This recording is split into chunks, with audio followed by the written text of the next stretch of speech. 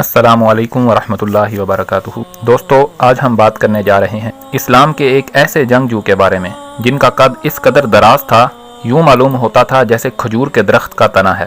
آپ جب گھوڑے پر سوار ہوتے تو آپ کے پاؤں زمین پر لگتے، اگر آپ دراز قد اونٹ پر سوار ہوتے تو آپ کے قدم اونٹ کے گھٹنوں تک پہنچ جاتے۔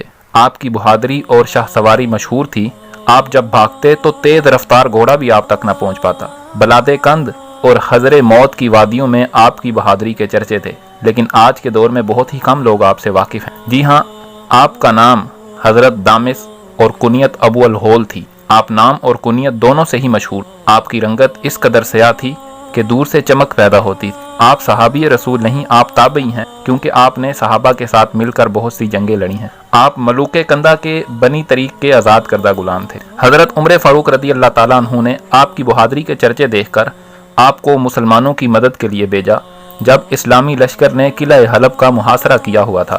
سامعین، قلعہ حلب کا سردار یوکنا تھا جس نے لشکر اسلام کے ناک میں دم کر رکھا تھا۔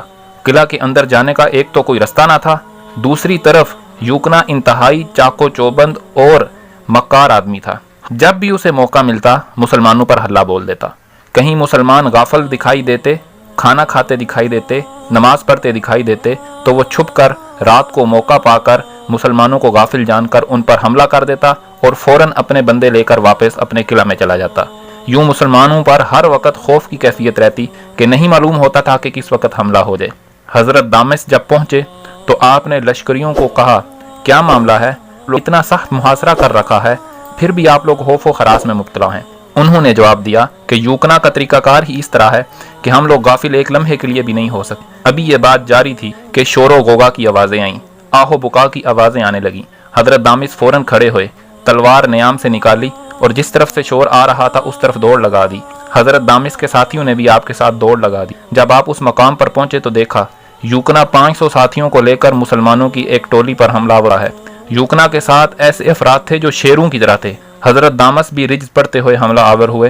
دیکھتے ہی دیکھتے 200 رومیوں کو حضرت دامس اور ان کے ساتھیوں نے جہنم پہنچا دیا۔ یوکنا نے جب یہ منظر دیکھا تو وہ اپنے باقی ماندہ ساتھیوں کو لے کر قلعہ کی طرف دوڑ گیا۔ حضرت دامس رضی اللہ تعالیٰ عنہ نے بھی اس کے پیچھے قلعہ کی طرف دوڑ لگا دی۔ حضرت ابو عبیدہ رضی اللہ تعالیٰ عنہ نے قسم دی کہ رات کی تاریکی میں کوئی بھی قلعہ میں نہ جائے۔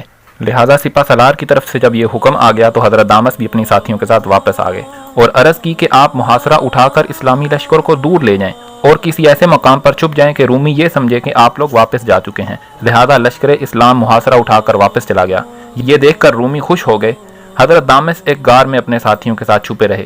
آپ کے ساتھ 30 ساتھی تھے اور آپ نے قلعے کا جائزہ لینا شروع کر دیا۔ رات کے وقت جب آپ جائزہ لے رہے تھے تو ایک مقام پر دیوار پر فوجیوں کی آواز نہیں آ رہی تھی۔ آپ فوراً غار میں آئے اور اپنے ساتھیوں میں سے 2 کو لشکر کی جانب بھیجا اور انہیں کہا کہ حضرت ابو عبیدہ رضی اللہ تعالیٰ عنہ سے عرض کرنا کہ لشکر کو صبح ہوتے ہی قلعہ پر حملہ کے لیے۔ پھر آپ نے باقی ماندہ 28 سپاہی اپنے ساتھ لیے۔ آپ کے ساتھی حیران تھے کہ کوئی سیڑھی بھی نہیں ہے، ہم دیوار پر کیسے چڑھیں گے؟ آپ نے فرمایا فکر نہ کرو۔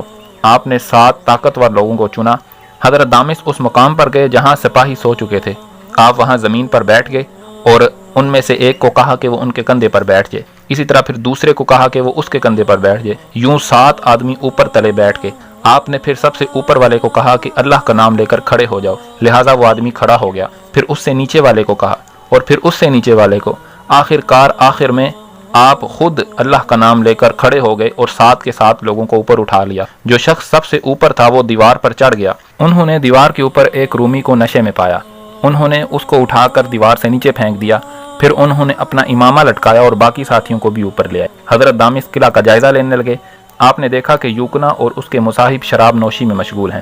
آپ نے صبح تک انتظار کیا، پھر دروازے پر جا کر محافظوں کو کاٹ ڈالا اور دروازہ کھول دیا۔ آپ نے اپنے ساتھیوں کو دروازے پر جمع فرمایا تاکہ کوئی دوبارہ دروازہ نہ بند کر سکے اور حضرت ابو عبیدہ بن جراح کا انتظار کرنے لگے۔ آپ اپنے 4 ساتھیوں کو لے کر یوکنا کی جانب گئے۔ آپ لوگ تعداد میں 4 تھے۔ حضرت دامس کا جب یوکنا سے سامنا ہوا تو یوکنا کی فوج نے آپ کو گھیر لیا۔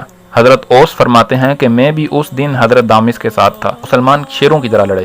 اس قدر زور کی جنگ ہوئی کہ زمین سرخ ہو گئی۔ اسلامی جانبازوں نے اپنے سے کئی گنا بڑے لشکر کو دھول چڑھا دی، لیکن ان کی اپنی حالت بھی خراب ہونے لگی۔ ہاتھ شل ہو گئے، ہجوم بڑھنے لگا۔ اس قدر شدت تھی کہ کلیجے منہ کو آ گئے، لیکن حضرت دامس شیروں کی طرح لڑتے۔ حضرت دامت نے سب سے زیادہ قوت کا مظاہرہ کیا۔ لڑائی میں آپ کو 73 زخم آئے اور سارے کے سارے زخم آپ کے جسم کے آگے والے حصے پر تھے۔ فرماتے ہیں ہمارے ساتھی بھی شہید ہونے لگے، لیکن ہم نے دروازہ نہ بند ہونے دیا، یہاں تک کہ ہمارے 5 ساتھی شہید ہو گئے۔ اچانک حضرت خالد بن ولید اسلامی لشکر کو لے کر آئے اور دھاوا بول دیا۔ یہ دیکھتے ہی رومیوں کا حوصلہ ٹوٹ گیا، الامان الامان کہنے لگے۔ تو دوستو، حضرت دامس وہ جوان ہے کہ آپ اس قدر بہادر اور جنگجو تھے کہ اسلام لانے سے پہلے بھی آپ نے اپنے قبیلہ کے انتقام کے لیے اکیلے 70 آدمیوں کو مار ڈالا تھا۔ آپ کی شاہ سواری کے قصے قرب و جوار میں پھیلے ہوئے تھے۔ آخری عمر میں آپ ہمس میں تشریف لے آئے اور وہیں اپنی باقی ماندہ زندگی گزار دی۔ ہمس کے قدیم بازاروں میں ایک بازار ہے جو کہ بستان الدیوان کے نام سے مشہور۔ اس بازار میں ایک سڑک ہے جس کا نام بھی دامس کے نام پر رکھا گیا ہے، وہیں آپ کا مزار ہے۔ اللہ کریم آپ کی قبر پر کروڑوں رحمت فرمائے، آمین۔